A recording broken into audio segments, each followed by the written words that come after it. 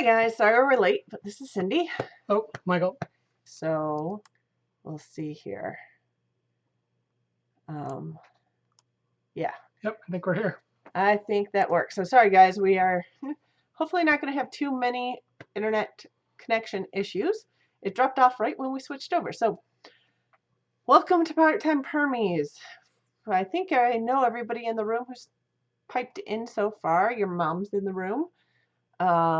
Delia Cortez is in the room. Tina, Carrie from Built on the Rock, Linda Taylor, all in the room tonight.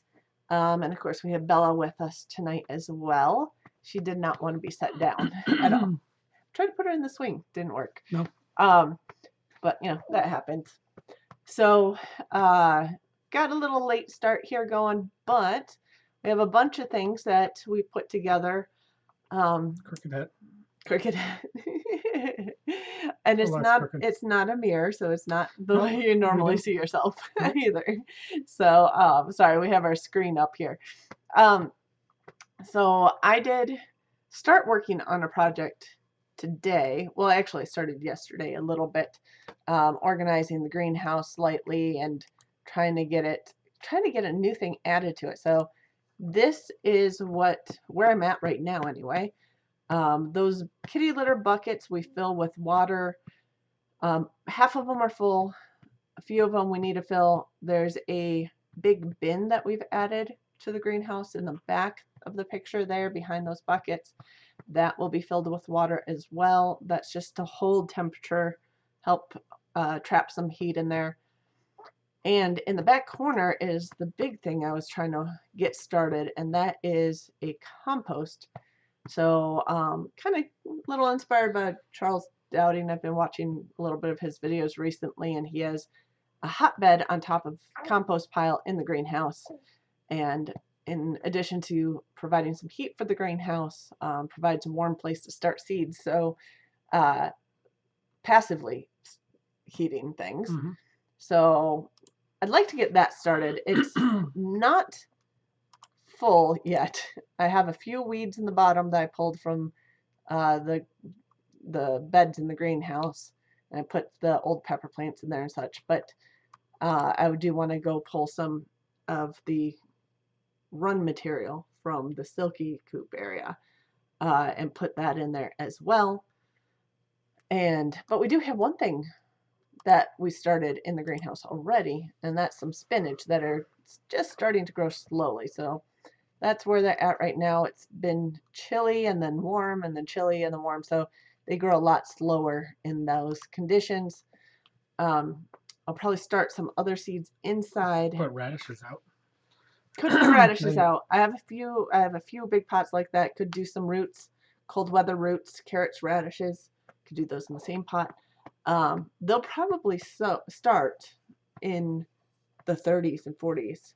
Is my thought. Radishes do really well. Yeah. Carrots take so long. I don't know if you'd have to transplant. They're not going to be but you could do useful. Or you could do the little ones. Well, we do get the little ones. They're like the Parisian ones 60 days. They might be 120 days in cold weather. I don't know. But by the end of winter, you get some carrots. So able to, one thing I need to do, sorry, I need to refresh my other screen. So excuse me while this refreshes because the chat's not going.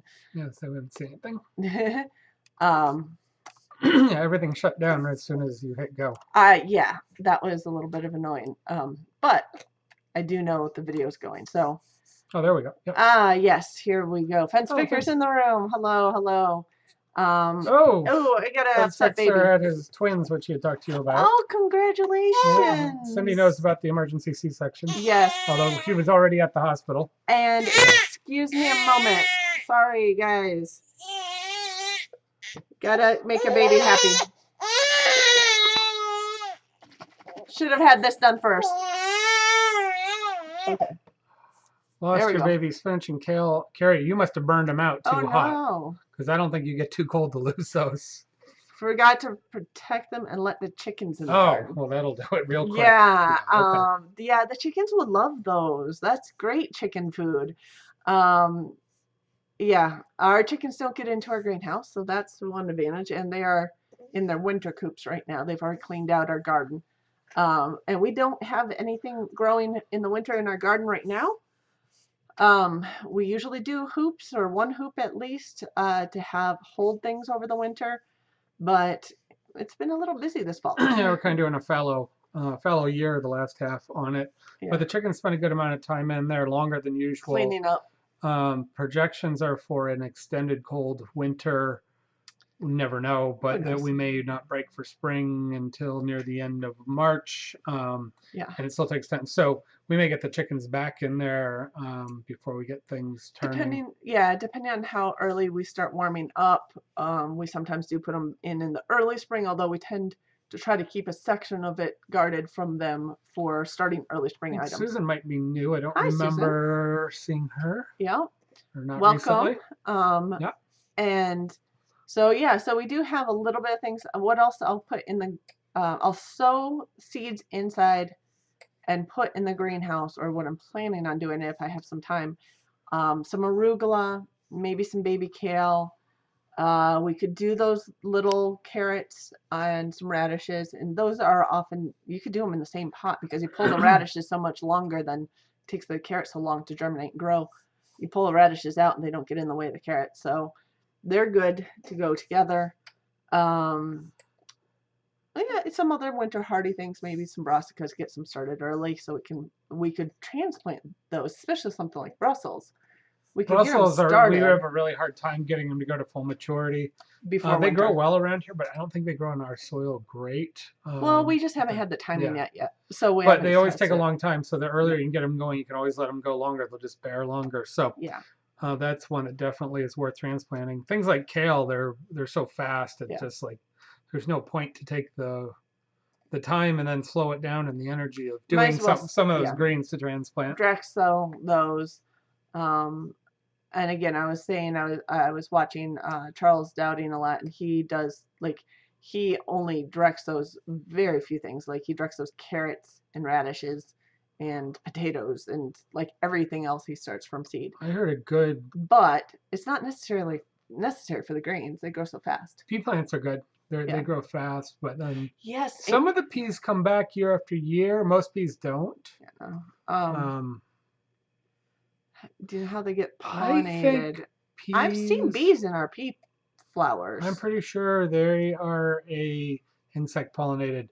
No, a lot of commercial greenhouses, they keep bees in the greenhouses because they need to pollinate.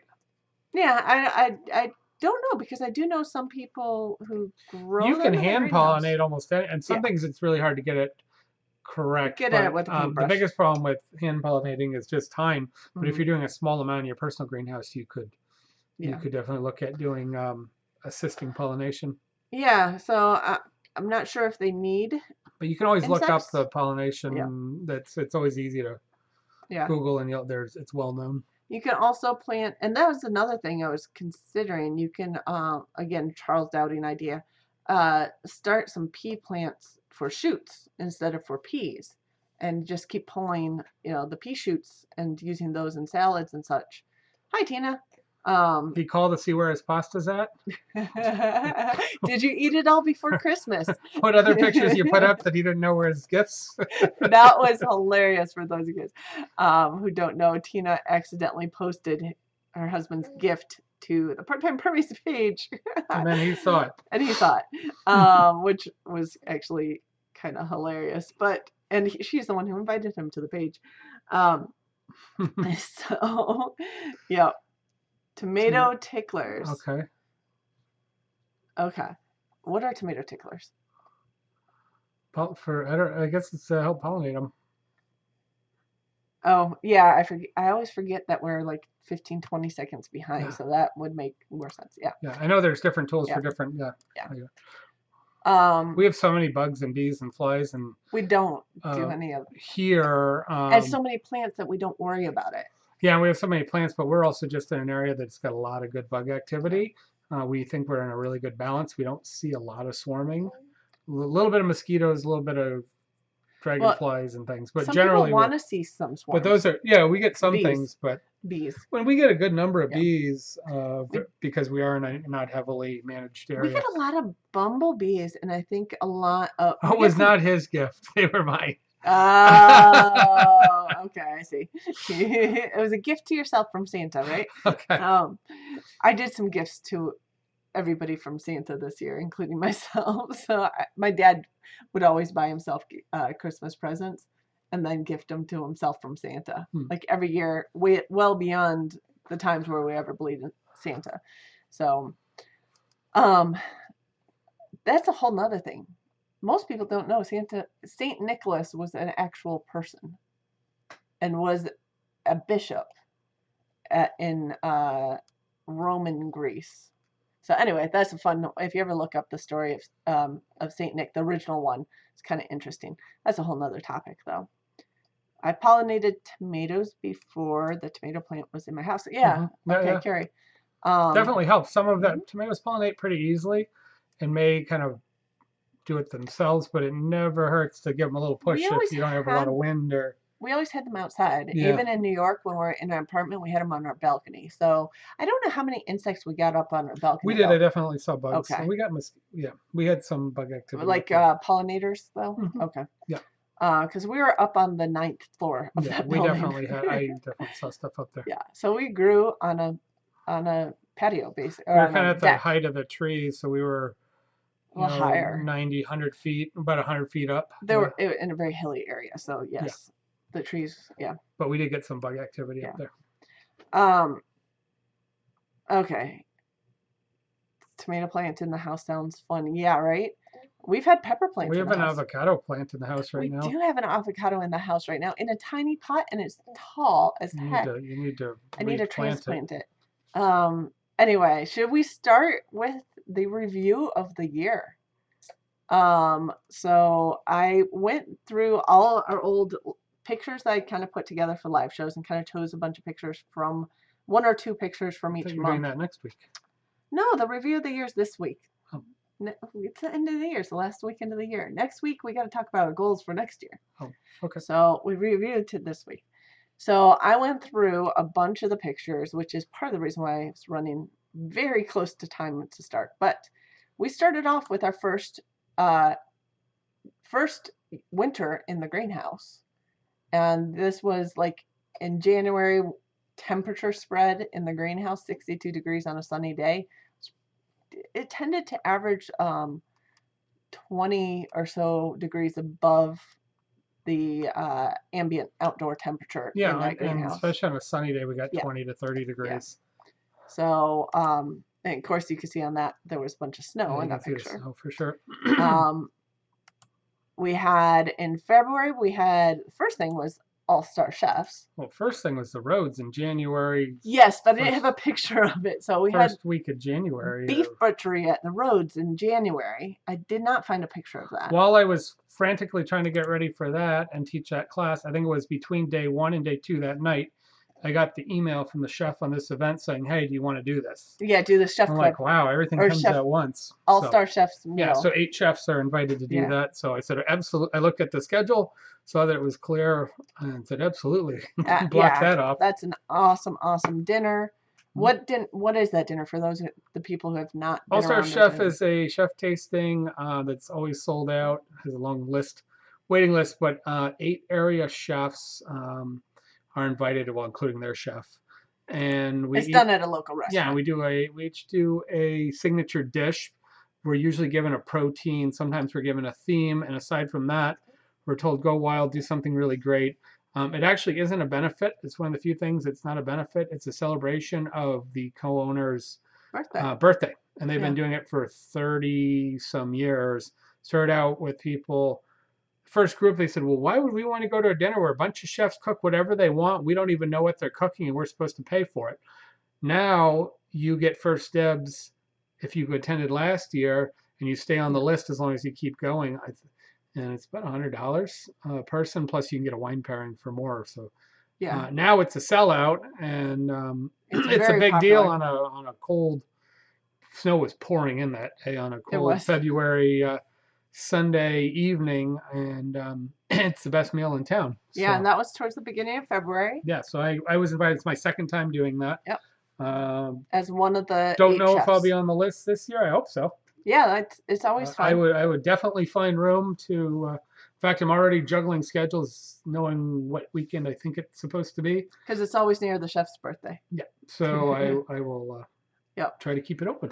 Yeah, so. But don't know. I did it 2 out of the last 3 years. Yep. And I did have a video on that this year. Oh, that's right. I did post a video on that. So if you're interested in the behind the scenes look at a meal like that, you can actually go to that video. It would have been posted probably sometime in end of February, early March, because I know I was starting to run behind on videos about then. What was this? She's talking about the pollinator, the little tomato tickler pollinator. I think I've seen pictures of those. Yeah. Okay. Yeah. Awesome. So the other thing in February, we went back to the roads. March. No, this was last weekend of February. Was it last? Oh, it went into like March. Okay, that's right. No, because the live show that we had maybe we did the live show there and came back. We did. Okay. First March. So it was the last weekend in March. Last week in February. Or last weekend in February, yeah. Because this was from live show in February. And this was pig butchery. So we were at the pig butchery. You were teaching at the pig butchery. I was not as involved on this other than at the live show because I was having some morning sickness. She was secretly morning sick. Yes. Not many people knew that. She was supposed to be doing still shots and additional. I did some still shots. Photos. She did, yeah. But I got to work on those. Well, I need them put into a document. Yes. Like before you go back to work next week. Yep. On the list this week. Need it real soon. So this is, you can see some of the Rhodes kids. So some of the scalding and scraping, so we got nice pink flesh skin on. Some of the Hollers kids. There were 12 participants, couple spouses, Holler family, Rhodes family, and Art and Bree's family. So, and then us. Yep. So there was 40, 35 people maybe out around much of the weekend doing this 3-day class. And Friday, Saturday, actually, Sunday. Justin just mentioned it in one of his recent videos, kind of not directly. Oh, did he? But he mentioned that pig butchery weekend because they were walking near the woods where the pigs were when we butchered them. Oh yeah, they're up on the hill. They're clearing a hill area that was kind of bramble, and you needed cleared out before One thing he caught in his video was the grass color differences, December grass color differences between where the 2 of the pigs went down and were bled out. The grass was bright green. Well, because it gets all the minerals. Yeah. And so it's all those nutrients, and then around that area, the December grass is kind of brown. Because they're cleaning a gully area that was hard to get in, and they didn't want things getting tangled up, and so they're in and out of a stream and gully area. But we brought them up to a grassy area because we needed to take them out carefully without damaging them, and we didn't want any of them to get hurt or roll down the hill. So that's interesting. Yep. So high mineral content. Yep. We know that putting bone meal and blood meal into our gardens. You put it into your potting soil mixes. You put it into your garden. So it definitely adds to the nutrients of that soil. So that was kind of interesting that he brought that up just, I don't know, the other day on a video. So March, we keep going through the year here. March was a little bit slower on that end, but we had a bunch of seed starts going in the greenhouse, and they did pretty well in the greenhouse. Took a little bit to get going, but they got going. Yep.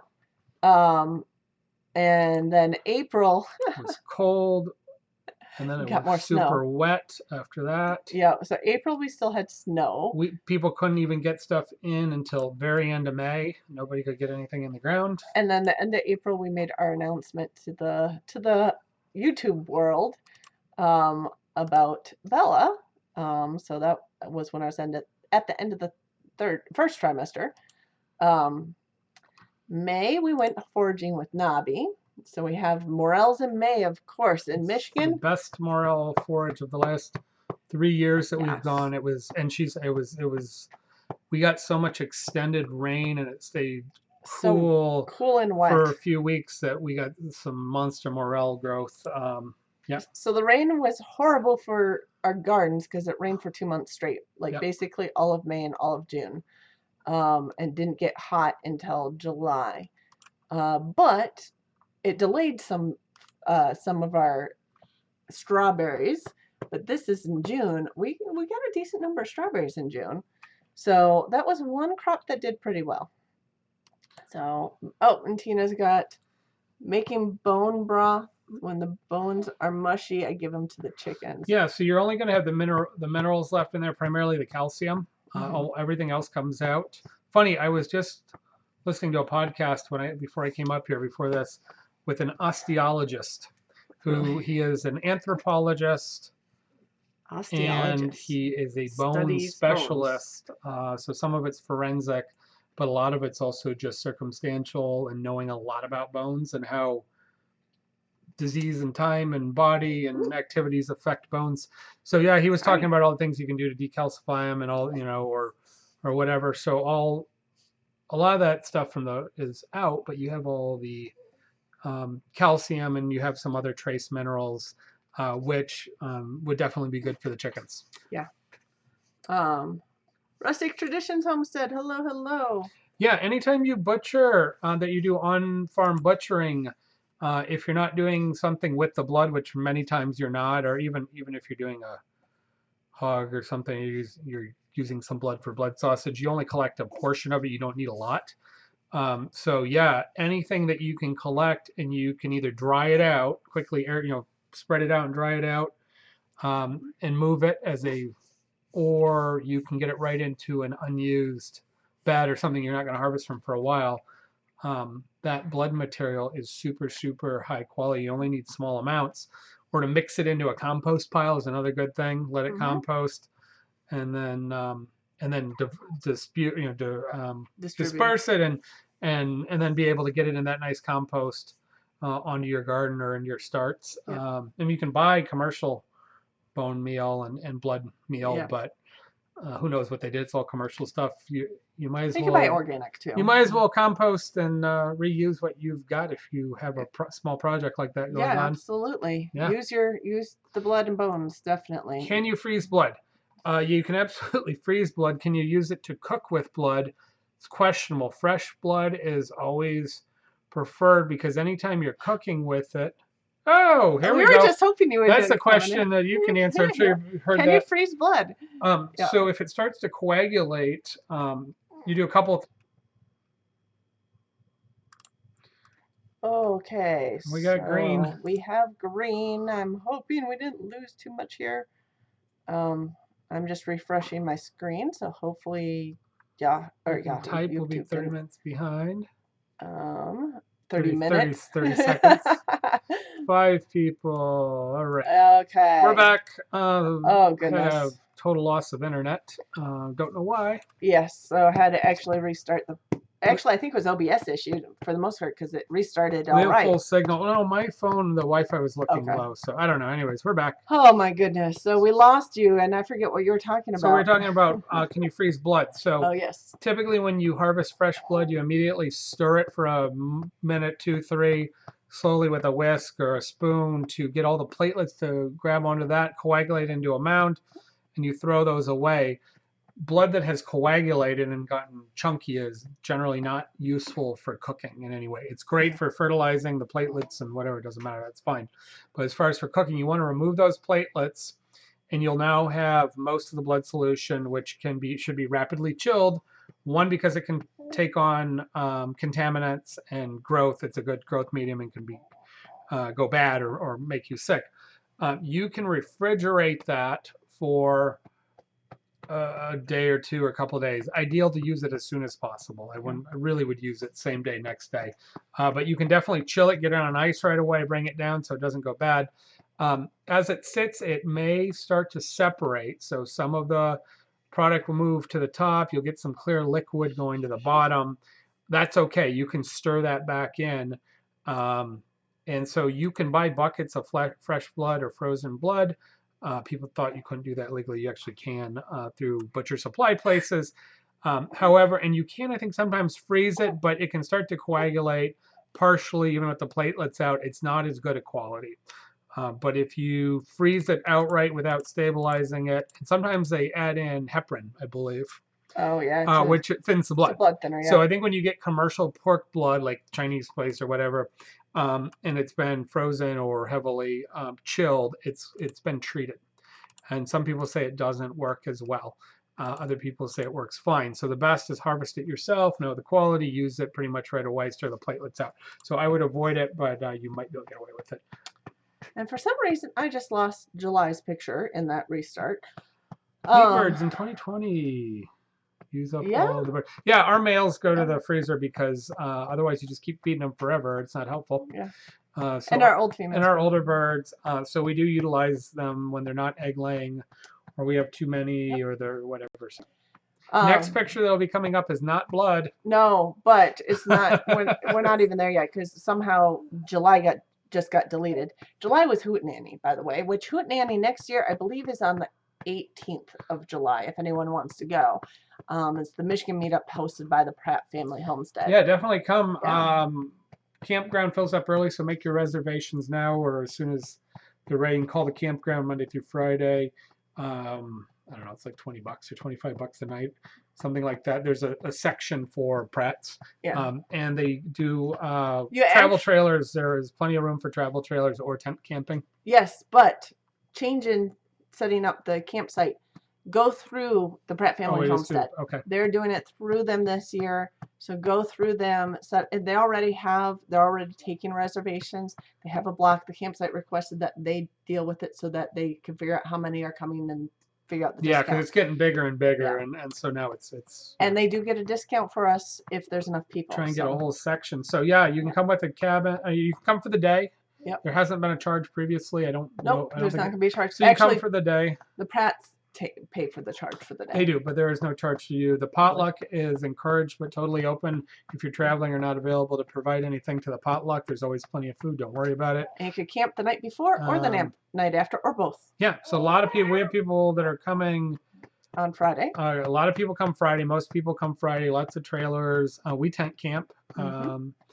And a lot of people come from a good distance now, or make it a point as a stop off because you get to meet so many people. 3 people from Mississippi came last year. You know, I think that might have been. We had families that put it on their to-do list and to make sure they were coming through the area because you do get a chance. There was maybe 130 people last year.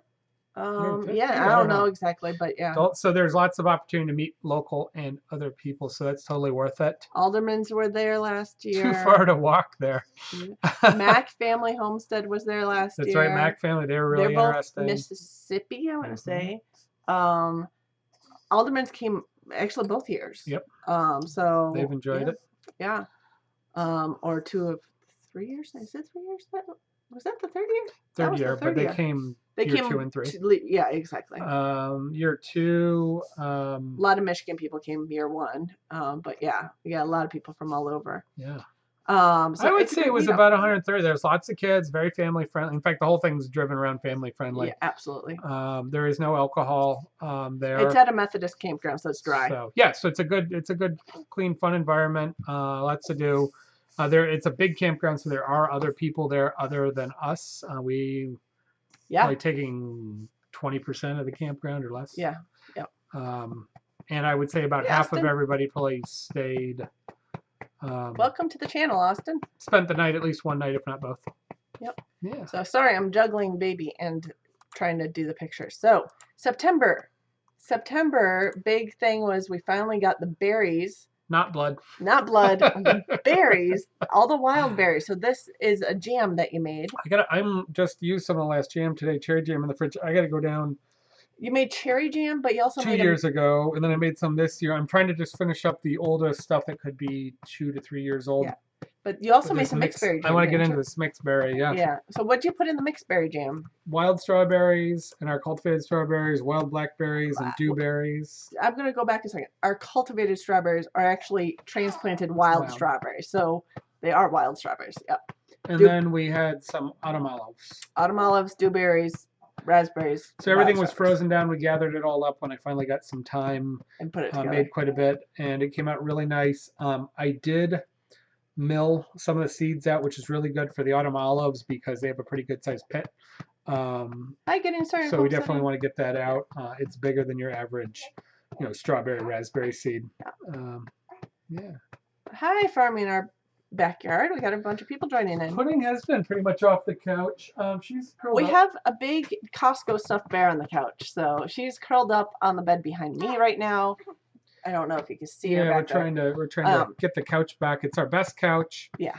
We'd actually like to be able to use it. Yes. So otherwise, she's on it all the time. Yes. October, and I'm gonna try to run through this quickly because I might have to change a diaper here in a minute. But October was meat chickens to begin with. It was our first time processing 35, is that right?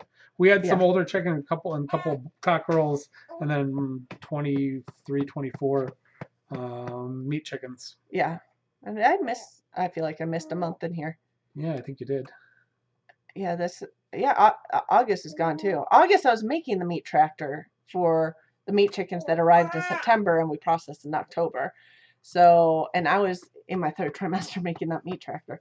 Something got messed up when I restarted this, so I'm apologize for that because I'm missing months in here. But I also have another big October thing. Baby. Middle of October, yep. Yeah, so Bella came 2 weeks after processing chickens. We got the chickens late. We knew we were right on the cusp. Yeah. We set a date, had the Mosers come over, and we had kind of helped them with the project a little earlier, and they came over and they have a plucker and they brought their labor with us. It was a fun day. Yeah. We ate really good that day. We pulled out some goodies that were laying around. We cooked some other stuff. They've cooked really good stuff with us and for us. And so we had kind of a big farm feast. It was like an early Thanksgiving. Yeah, it was kind of a harvest day. It was a harvest day anyway. So so we did that and did our first meat chickens versus just our blended and then chickens. 2 weeks later, we're at the hospital having we Bella. knew we were chasing time and weather and everything else. So. Yeah. So I delivered at 39 weeks, so it was 1 week early. But yeah. We got some quail eggs in the fridge right now. Yeah, we do. Not for hatching though. No. I need to use them. Yeah, they wouldn't be in the fridge if they were for hatching. But no.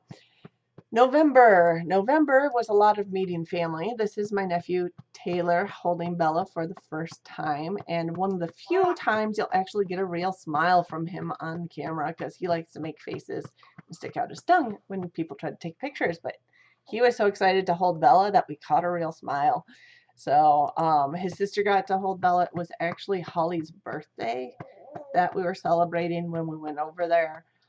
So Bella got to meet family, and then family came to our place for Thanksgiving. So that was really a family month. And then, of course, December is Bella's first Christmas. So the end of the year was really focused on this little one who's chit-chatting now. November, December's been crazy production for my business, trying to get caught up. Yep. We're having a tough getting caught up between all the summer busyness. I think we did it. Yep. Well, still trying to get caught up today. Yeah. And so she is talking, but I think she has a dirty diaper. So Cindy helped catch some of the chickens that day and transform, which is what she usually does. Weeks. Yes. She typically packages or weighs or helps pluck. I was mainly catching chickens. She doesn't usually eviscerate or doesn't do the kill, and she doesn't usually eviscerate because that's kind of I do a lot more knife work. Yeah. So we had help. We kind of made stages, so she was doing a variety of things. Yeah. Yep. But it was she was. I wasn't going to. I had some kids to help me, but the kids didn't last as long on the catching the chickens part. So I ended up sticking with it and catching chickens at very pregnant. But they're slower moving than those. The meat chickens are a lot more slow moving than our regular flock. How long is canned food good for? That's a great question because people mess that up all the time. It drives me nuts and other chefs. I follow Frugal Family Food, by the way. I don't know how many of you do that. But I will be back while you talk about food. And there, if you want to hit that, it'll switch. Okay. So Frugal Family Food, by the way, is a great Facebook page. You can subscribe to it and they'll put you right in. They're usually attending, what is it, in... the permaculture event. And so Amanda, I've got to meet some of them and stuff, but Homesteaders of America.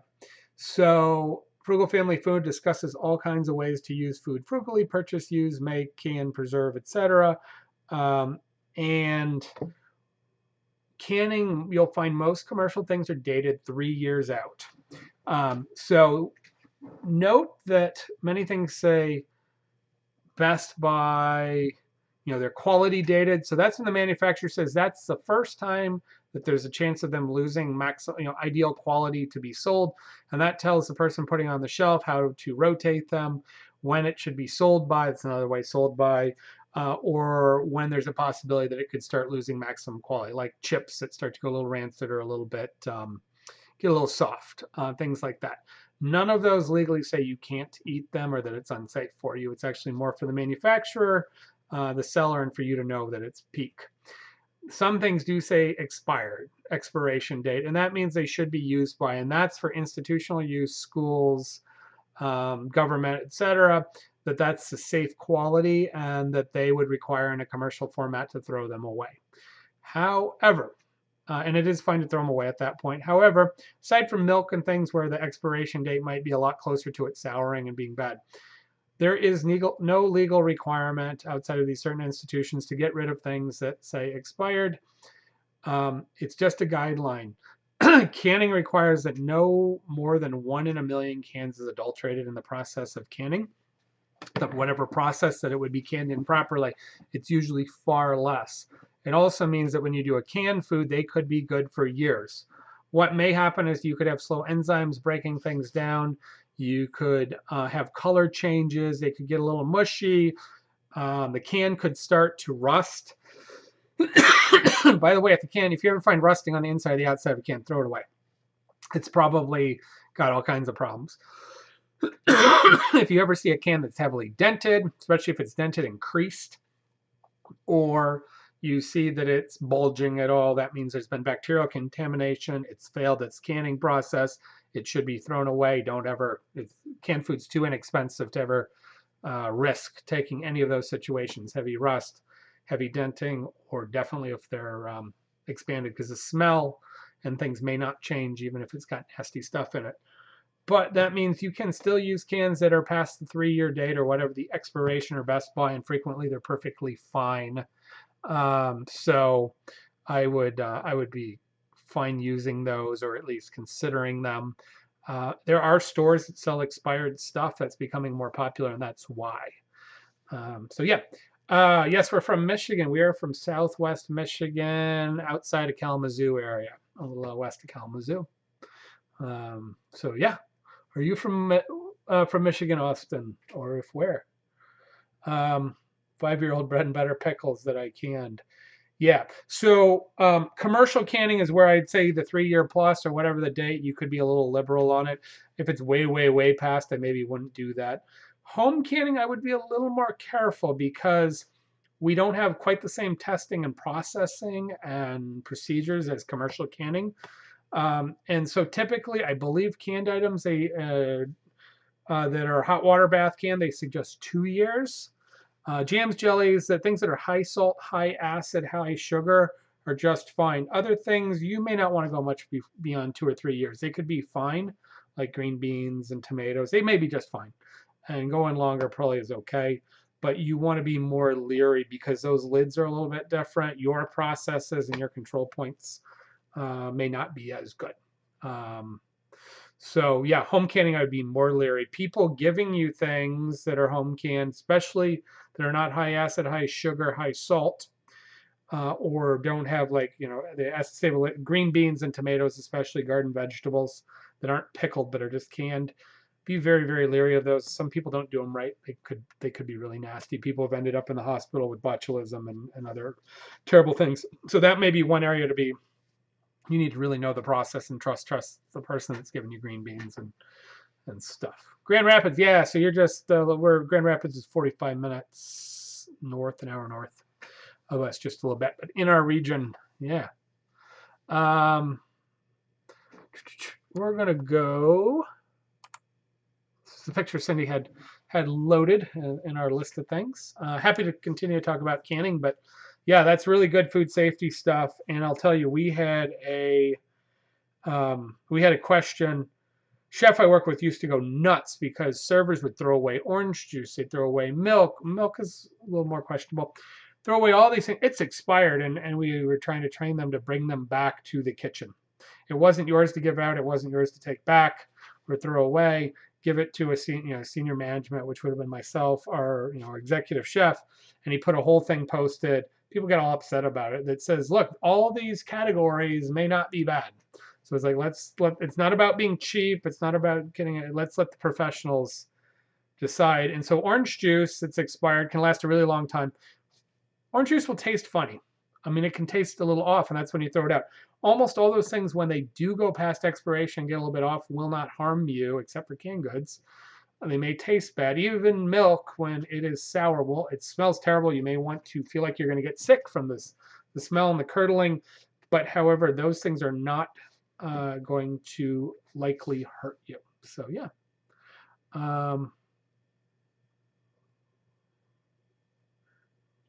And we got a whole bunch of North Carolina people and South Carolina. Got a few South Carolina. We always have a few North Carolina. It's interesting. In here, Utah, cool. Oh, Holland, yeah. I just had a person from Holland come and visit us this afternoon. We had a VIP guest who was hanging out. I wish we would have got some pictures or video with her, but she's dropping off product to me. I'll talk about that in a bit. We have the Ask the Chef up, and so if you got questions or things going on for New Year's, post Christmas, what you've been cooking, want to show off, that's great. This is something I think we talked about this last week. Don't remember. Cindy's parents were here. Yeah, Cindy's parents were here. We had this. I bought it Saturday. Yeah, this was Sunday right before the show. I think we might have put it up. Lake Superior walleye or pike. Yeah, we talked about it. Did a little prosciutto wrap and had some green beans and some little potatoes and a herb lemon butter sauce on that. But really, that's just if you've got questions. Let's move it back on the live. Oh, and Cindy's got a couple things in here that we made.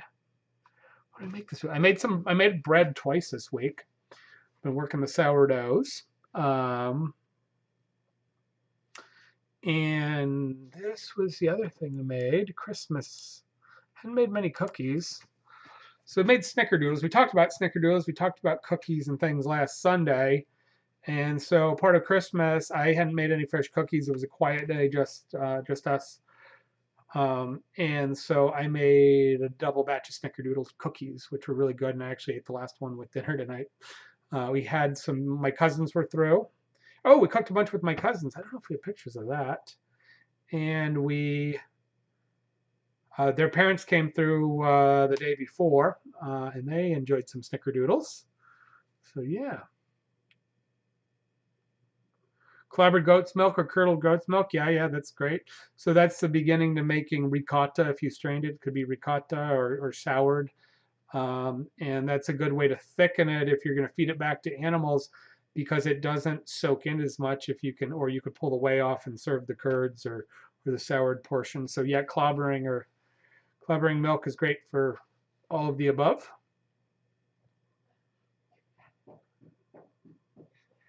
Western Kentucky. So I lived in Western Tennessee for a few years, which was very different than East Tennessee.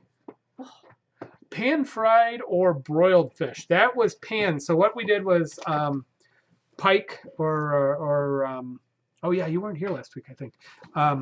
It's walleye pike. Have a great source at the farmer's market. He brings fish from the UP, flash frozen. They're really good quality. Never had a problem with them. Wrapped it in prosciutto, put a little prosciutto on the top, seared skin side down, flipped it over, prosciutto, crisp that. So I pan seared it and then oven roasted it. So it was technically a kind of a roasting, and then put it on top of the potatoes, the beans, and I made a chicken stock reduction, mounted it with rosemary, sage, thyme, good squeeze of lemon, and a bunch of butter. So it was a butter sauce, an emulsified butter sauce, but pan roasted and then pan. Man, our internet, I think it's OBS problem, because look at the internet's full stream. I think OBS has got an issue. Yeah, and Cindy got a new computer last year. Is it a year ago now? Yeah.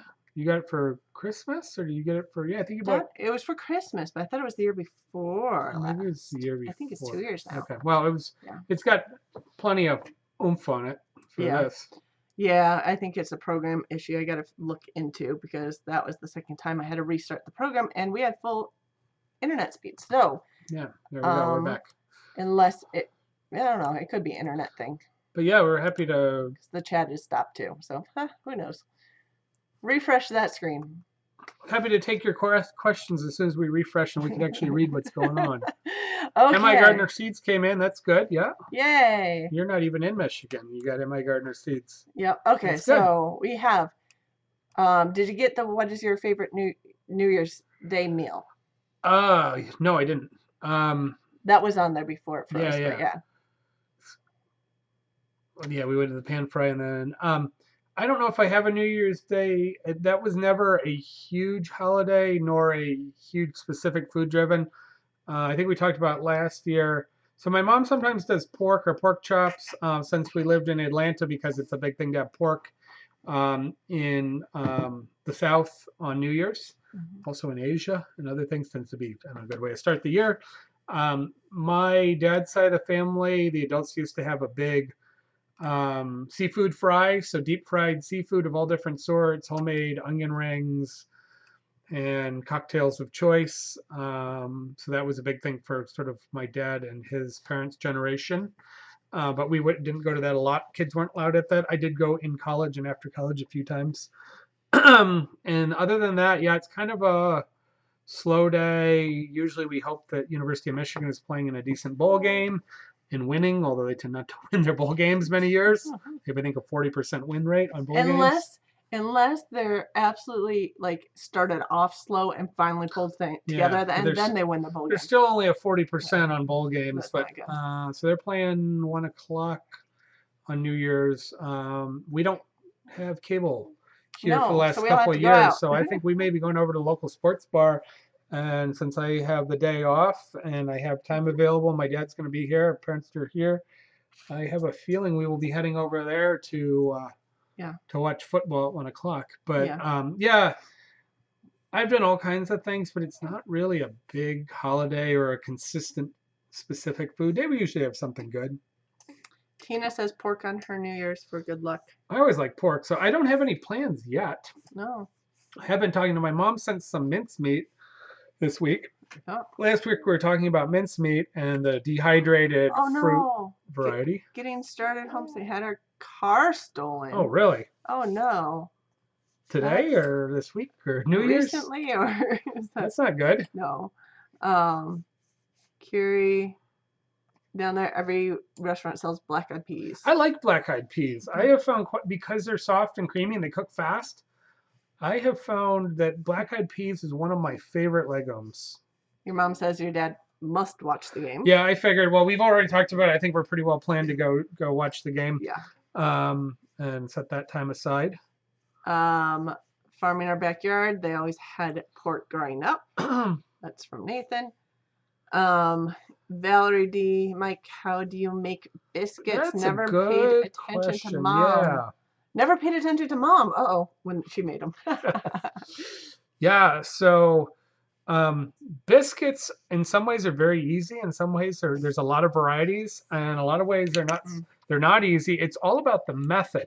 You can have the right ingredients. So you're either going to use butter or lard. You could use a Crisco, a vegetable fat. And you're going to have flour, and typically they have some baking powder or baking soda if you're using butter, milk. Baking soda and the acidity and milk work. If you're using just milk or water, then you're going to probably use baking powder. But the most important of all of it is not the ratios of ingredients. It's that you cut in the cold, chilled, slightly soft but chilled fat. And scones are the same way. So you want to get about pea-sized fat. And so what you're going to do is, actually one of the best ways is to freeze your lard or your butter and grate it on a box grater quickly, or run it through a Cuisinart grater and fold that into your flour. And then you do wet ingredients and dry ingredients, and fat is usually how you look at baked things.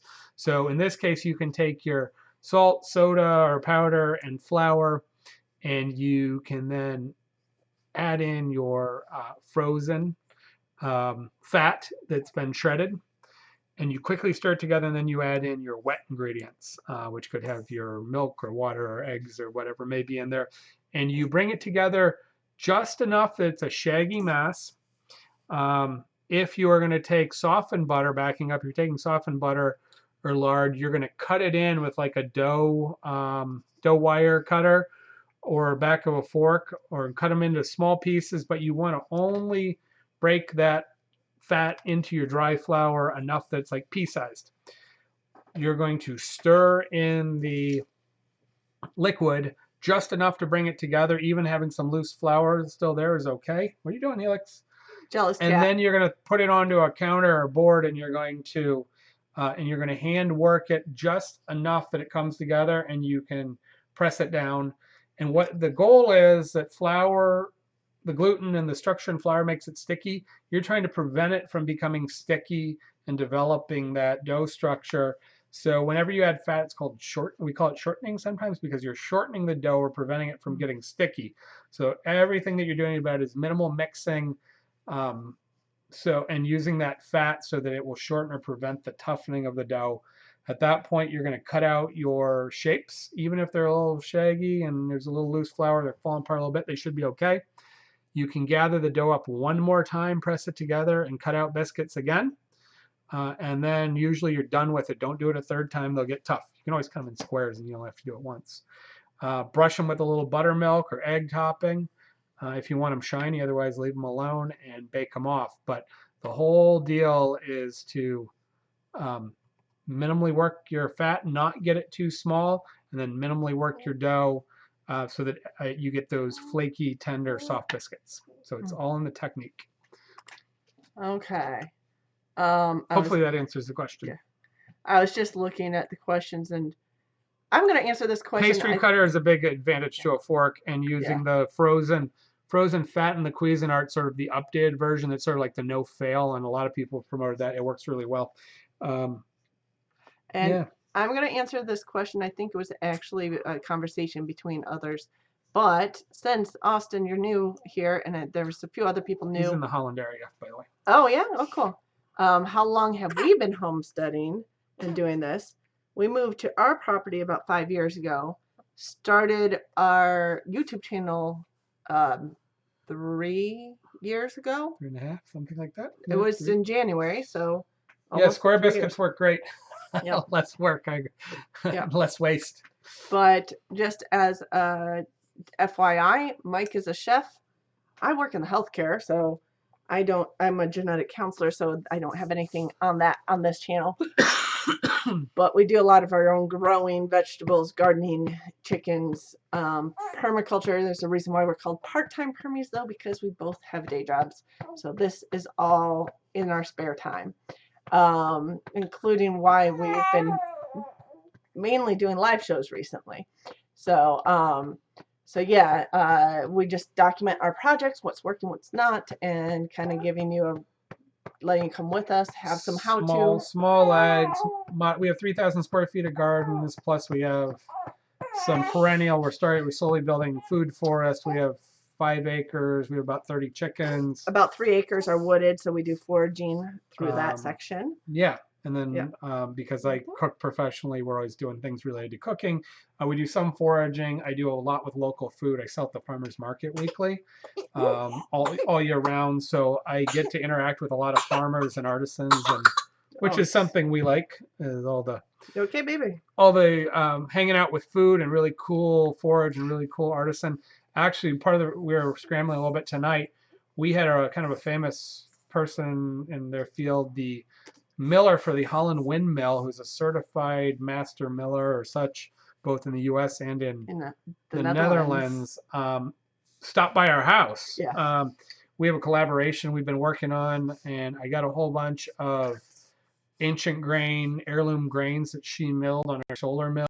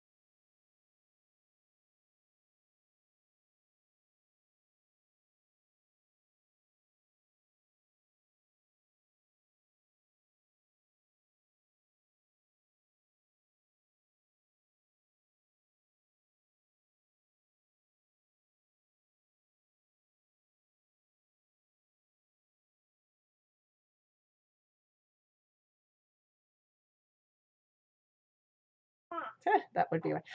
Okay, we're back. Sorry, guys. Restarted, but forgot to start the streaming again. So yeah, don't know why the sound that was. I think it's software issues, some issues with our connection and sound. So good. Anyways, we're back for a few more minutes. Yeah, so we took care of biscuits. Any other things that people want to show off? Oh, things that we cooked this week. Made some bread. Yeah, sourdough. I didn't get a picture of this week's sourdough. I mean, it's the same as last week. I did some white bread flour with a rye starter, and then I did some whole wheat blend. I'm waiting on a new bag of rye that's been 3 weeks ago. I ordered it, and the truck is not shipping it, and so I'm trying to sort that out. So I've been playing with some other things. Worked on some test recipes for Japanese pancakes or souffle pancakes with my cousins. If we get a good one, we can do a video eventually. Didn't quite get as much lift. I think I need to add more flour. I'm playing with a number of recipes that weren't perfect. Yes, this we missed. Great. Yes, I saw that. We'll get back to that. So yes, Japanese souffle pancakes. Taste was good. Texture was good. We were not getting quite the full lift. I'm trying to do it without a ring mold. I've seen it done. So we worked on that. Cooked up some homemade bacon. I think they put down most of a pound of bacon. Yeah. And then made some mimosas, which we never do. This was Friday morning, I think it was. They came by, and into the afternoon we hung out listening to music, and then made some langoustines, shishito peppers, and a quick cream reduction with some garlic herb fettuccine that I had hanging out. We might have to do a sourdough video. We did do a giveaway this month. We did it at the beginning of the month, so that first week, so we could get first or second week we did it. Yeah. Yeah, so that we could get it mailed out and delivered before Christmas if somebody wanted to use it or gift it. And that was Linda Taylor who got it this month. So yeah, we sent it out right away. So I'm certain that she's still here. I'm certain she should have got it. Quite a while ago. Yeah, she did. She did. That's right. She was using it for I think a Secret Santa, I believe. No, that was who was that? Who was it? No, Tina bought had her some own. that came in. Tina brought it for herself. Maybe it was for Linda that was going to use one of them or some of them for. I think she was going to use some for. Okay, that's Santa. Right. Yeah, how did that go? Yeah. She was going to report back on that. Nope, not that. I think so. Country gravy, sausage gravy. Yeah, there's a lot of awful ones. They're always selling it like $4 industrial cans at one of our food service places. Like, oh, I wouldn't touch that stuff. We had, so cream gravy isn't that hard to make. Typically it's a milk gravy. So it's flour, butter, or flour and some of your drippings of bacon or sausage. Make a simple blonde roux, just bring it together. Thicken milk. You don't need a lot to thicken it. And you thicken the milk. You can then stir in your pre-cooked sausage gravy. Or your sausage. I would recommend taking some of the fat off, not putting all the fat if you're rendering the sausage, and it's too fatty. And so it's a milky. Some people like it kind of thickened, and some people like it super thick. That's just a personal opinion. And then some people like to put some hot sauce in it, or Tabasco, or use spicy sausage. I like a couple of splashes of Tabasco. I think it should have a good hit of fresh ground black pepper.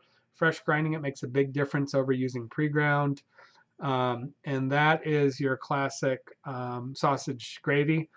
I like it. I don't go crazy for it. My brother absolutely loves it. What I do know is when it's bad and it's out of a can or a bag, industrial stuff, which is like milk, starch thickened. A lot of people use cornstarch. Take the time, make a roux, and make sure you cook it out for at least 20 minutes. Flour takes 15 to 20 minutes to cook out once the liquid's in there, so it tastes smooth and not floury and gummy. You can make it a little richer by using some half and half or heavy cream on top, but you don't need to. Some people put a little Worcestershire sauce, but I don't. Sausage, fresh ground pepper, a little bit of a little Tabasco sauce, and yeah, if you want to put a little herbs in it or something, it's good. Making it fresh, you can't screw it up too much. Try not to burn it. It's hard to get the burn out. Keep stirring, keep the flame low. Scrape the bottom of the pan. Change pans if it starts sticking on the bottom. Farm in our backyard they have milk allergy in the house, so they do it without milk. Always use the drippings. Yeah, you can make it. You can make a pan gravy. That's great. Yeah, I actually probably like pan gravies over milk gravies better. There is something where you can make a turkey gravy and fold in a little bit of cream or milk, take the edge off. The nice thing, if it's a little bitter, a little strong, milk or dairy will take an edge off and smooth out the flavor. But you can adding a touch of milk into or cream into a turkey gravy is actually a nice touch. It'll lighten it up. And then you can put a touch of tomato paste in if you want, very, very little bit in a turkey gravy. And I believe it's called Maria sauce, or that's one. So you would do the same thing with or without the cream, a touch of tomato paste.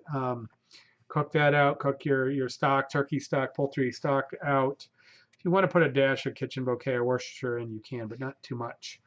Your fresh herbs, and then a couple of drops of cream to round it out, and that is, I believe, a Maria sauce, and a little more fortified than your traditional pan gravy. You see that?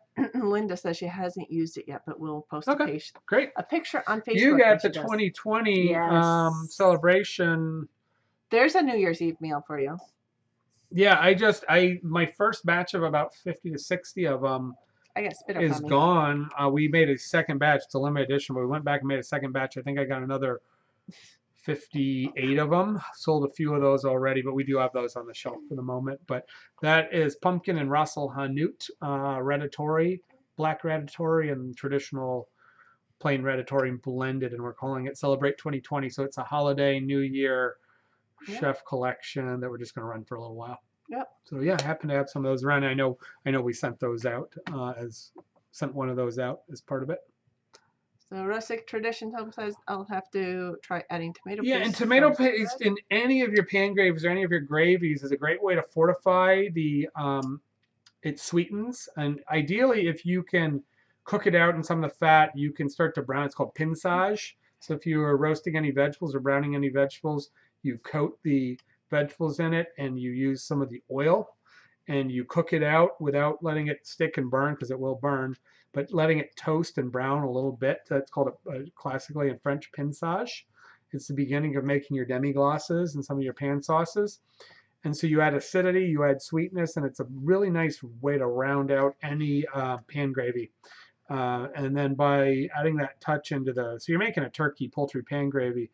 Each gravy, each type of sauce, and each animal should have a different look to it. Poultry should always be a light brown versus pork, which might be a little medium, darker brown, and then beef. Sorry. Beef is going to be darker, and that has to do somewhat with the bones and the flavors you want to get out of it. But tomato is a really good way to create. Also, brown roux. So you take your roux and you turn it medium brown, or you go all the way to dark chocolatey brown without burning it.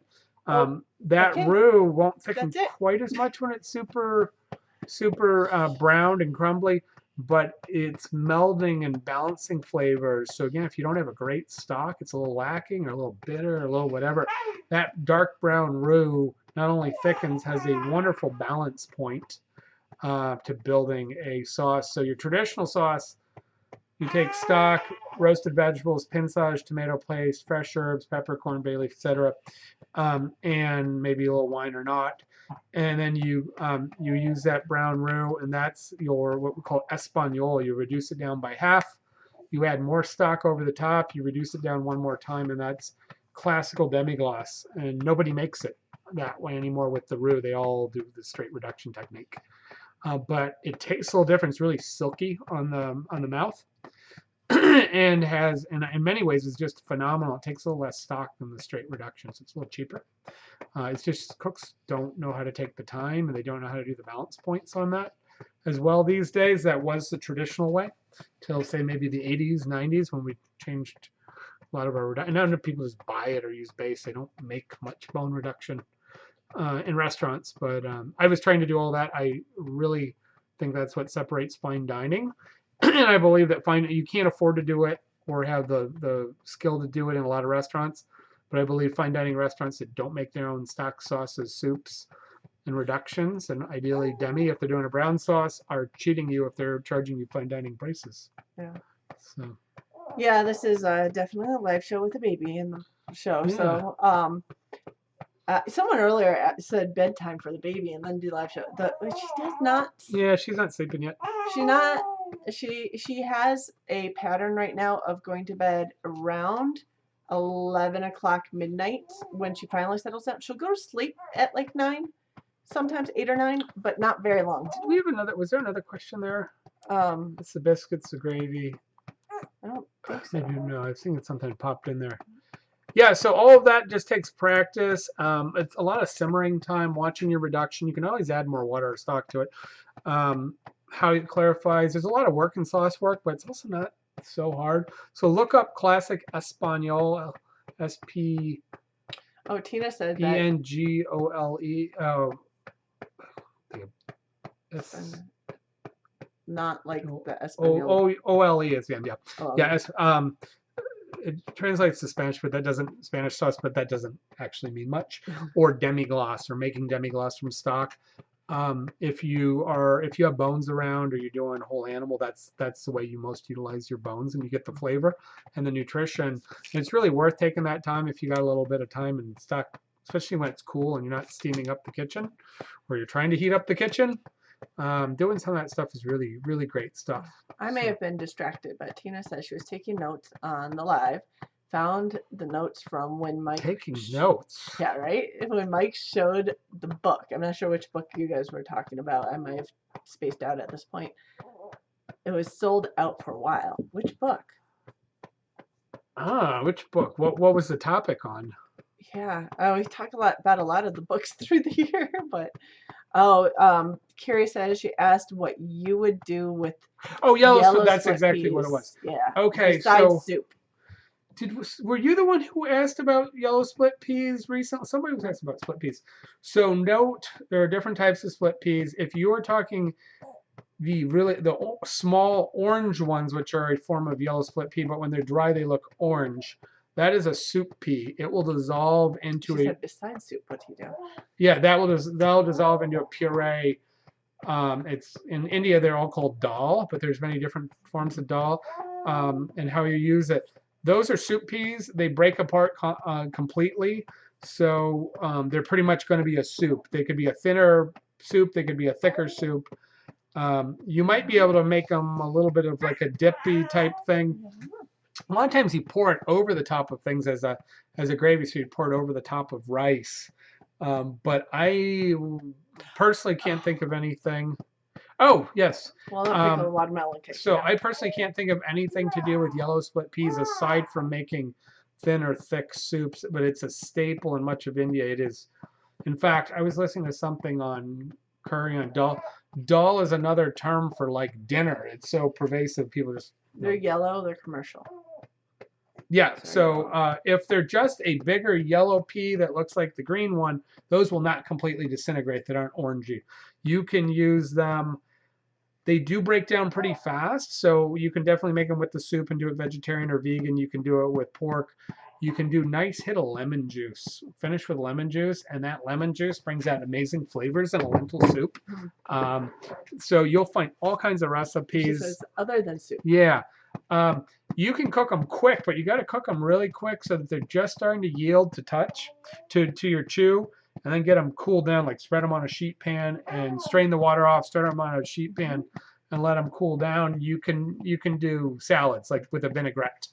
Now they do need to be soft enough. The vinaigrette will firm them up a little bit more, but you can then put in chopped peppers or onions, vegetables, and do like we would a vinaigrette picnic salad with your own vinegar and oil, or with like an Italian dressing. You might even do it with like a raspberry dressing, and you could also put in like we've done roasted vegetables mixed with lentils. You could probably do some grilled fruit, although it's not really grilled fruit season. We don't have much around. Probably be good with citrus. Avocados, grill marked avocados. But I would do it as a grain salad, and then roasted asparagus or roasted broccoli rabe. It's not asparagus season, of course, no. Unless they're coming from Peru. And most people, unless you're on the East Coast, or maybe in California, can't find broccoli rabe in the store unless. Yeah, you got to be in a big city. Chicago, New York are kind of the big places for rabe. Roots and Refuge just mentioned that she loves growing broccoli rabe in the winter where she's at. Yeah. That's another one I should start in the greenhouse because it is a good cold weather crop. Yeah, it's cool weather. And then the other thing you can do with, I like to use lentils a lot under meat and fish when I do restaurant plates because they're really healthy, they're fairly trendy, and you get big flavor out of them. So whether you're adding in like a vinaigrette or you're doing like roasted garlic oil or toasted garlic, I'll add in mirepoix, onion, carrot, celery, or you could do the Trinity, Holy Trinity, which is onion, celery, and peppers. Broccoli rabe, R-A-B-E. Yeah. Yes. Or some people just call it Rob or Rapini. Yeah. It's a little different than broccolini, which is sweeter. That's a variant, but it's a little more bitter. You want to. It's a sweet with a bitter finish. Little, and it looks like little heads. You eat the whole thing, stalks all the way down. Yeah, so it's like a green with a little broccoli head on it. So it's the predecessor to broccoli and cauliflower that we know today. Yeah. So then you can do. It's R-A-B-E. R-A-B-E. So it's a Rob family or Rib family is a whole variety of bitter greens. And Baker's Creek does have them. If you have their catalog, you can look. So does Johnny's. Yeah, Johnny's. Johnny's has them. Baker Creek has. Don't know if Michigan. M.I. Gardner. I don't know. I'd have to look it up. I'd be surprised if he didn't, but you know. Yeah. Well, it's a little special. He may or may not. So for as far as the lentils, you can make small diced vegetables, cook them off separate or saute them or whatever. Fold them into these quick cooked lentils. Season up, salt, pepper, fresh herbs, or you can put in, roasted vegetables cut up, and you can plate that with fish. It's great with fish. It's great with pork, lamb, rabbit, duck, whatever, and have a real savory, not rice, not potato, whatever. And that's a great way to use it as your starch portion or your starch vegetable combined for your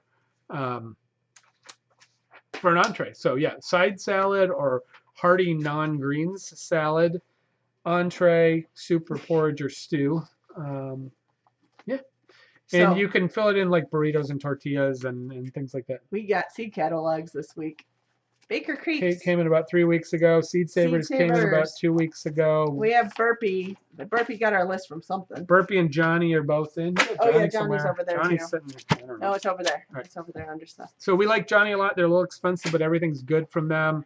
We haven't done a lot with Baker Creek, but everybody, raves about them. We get a couple things. We have Seed Savers is all organic, all heirloom. Their stuff's a little pricey, but it's really good. Slow Food Arc of Taste are specialty things from each region or state. So you can look up your state and things that have a history or an origin, a specific specialty use, and a story. And they've been signified as important to your region or your state. So those are really good. And then Burpees are, that's just a commercial. So we just get the catalog shows up. Yeah. I mean, Burpee, you go to the store and buy it, really. So the watermelon pickles book, yeah. That one was out of publication. I don't know if it was a very small run. I found it used. I think I said I wanted it badly. I think it was available used on Amazon. I bought it used. I paid about $100 for it, and I've seen versions for $300 at the time I was looking. It was much cheaper on Amazon. Well, that's a good buy because it's very limited to get your hands on it. As long as they have it in stock. Yeah, the other thing, maybe they've done another run or a digital run. I don't know. Yeah. The other place that I look, and it's my secret that I don't like to give away. Those are cool. Oh, that's a bitter melon that's a white bitter melon. I'm flipping through the wow, that's totally different. The Baker Creek book. I like to use Abe Books, which is a used bookseller, sort of like Amazon does now. It's a compiler of used booksellers. Lots of historical and tons of cookbooks, and many of them are like $1, $3, rock bottom pricing. I have found some pretty notable books, especially if you don't want them in mint condition. You just need a copy for use. That's been my go-to for years. And cookbooks that were $40 and $50, they came out new. 5 years later, 10 years later, they're like $3 super good quality copies available. So. Yeah, Abe's, and they have a lot of other books, but that's my go-to, even more so than Amazon sometimes. Okay, so their broccoli page, actually, Roots and Refuge was at the store, and they had broccoli rub at the store. I'm seeing rapini. Same thing. A lot of people call it rapini. But the store, they had a packet called broccoli rub. Yeah. They also have. There's a few different variants, but they also have a Yod-Fa Chinese broccoli. So Chinese broccoli is really good. It's not always that that would be a good substitute. A lot of people do use, find the grocery stores the aspiration or the broccolini, which are on the sweeter side. You found it for $7? Well, go buy it. I paid $100 for it. I'm not kidding. And I looked. Maybe it went back into print. I don't know. Yeah. But buy it for $7.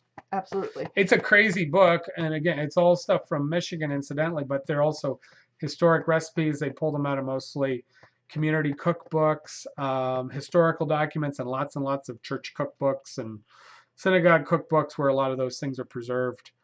So it's a great piece of history. These two professors did it, or I think it's a husband-wife team. Yeah. They live over on this end somewhere. I don't know if but they were teaching in the Detroit area, I think. And she says, yes, she takes notes on her favorite shows. Good. Yeah, it's just a fun book. It's 1800s into maybe early 1900s, maybe 1700s. Not in Michigan too much. No, it must be mostly 1800s. Yeah, but it's a really good book. Because I don't think Michigan was a state until early 1800s.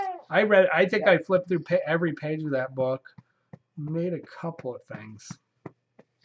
Oh boy, we're getting fidgety, and it is getting late, so. If that's all the questions on eating, I think this one on eating, on cooking, and rare books, I think I'm going to have to get this one ready for bed because it's coming up to her bedtime, so we got to start that process. And no, we don't have a bedtime. It's just when she finally falls asleep for 4 hours, I consider that her first bedtime. Cindy's still on vacation. PTO. Not even, it's FMLA. If you call that vacation, it's a medical leave. 5 a.m. Yeah, Tina, you got early. Yeah. I have fairly early morning. I have deliveries to get restaurants pasta before their New Year's Eve celebrations, so they can get ready. I got stuff to go out in the mail for orders. I'm still getting mail orders last week and this week, believe it or not. Yeah. I mean, I get them all year long. Your mom's friend order. Yeah. Got stuff going out for them, and and I'm trying to hurry up and make pasta because we're shutting down our pasta drying end, not the fresh end, so we can do some maintenance quickly while it's a little slower. It's going to be maybe a week and a half down. Need to do some upgrades and some paint work and things that need to dry, and so we're trying to push through. I thought I was done making pasta, and then I realized I'm short on stuff, and I pushed through to make a bunch of stuff. And I will give you a heads up, next week we will not be going late because I go back to work on Monday the 6th. That's right.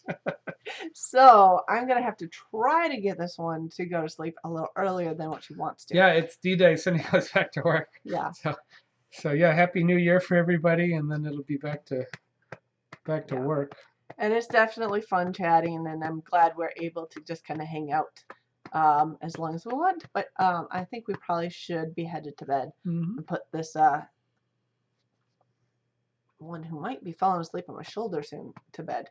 So take pictures of what you do for New Year's, I guess. Yeah, we take pictures and share them on our Facebook group, Part-Time Permies on Facebook, or you can share them, tag us. If you send them by early in the day to Cindy, Cindy can actually throw them into her slide roll for the night. I can do that. Or you can also put them on Instagram as well and tag Part-Time Permies, and we will bring those up. Or if you have questions, you can always put them there too. So I go to work in the next decade. I do go to work. Didn't go even back think to work about in the that. next We're decade. just not thinking just next year. Time was pretty much up, and it would be good. You could go earlier or later to work a week or two, but it seems like with the beginning of the year and everybody starting off for good or for bad, it might as well just start it up. Get in there when everybody else is trying to restart. So. Yeah, and that way I have a few extra days of FMLA if I need to take it during the year. But anyway, go feed your kids the other kind. I'm curious. Yeah, Nathan. Well, the replays are there, and we answer emails and texts and chats and Instagrams pretty quickly. So chime in, tell us what you're doing. That's fine. It's great. Okay, guys. Have a good night. We will see you next week, 9 p.m. Eastern Standard Time. hopefully with less technical difficulties, but we will see you Yeah, next that was time. a historic high number of technical problems tonight. Okay. Good night, guys. Night.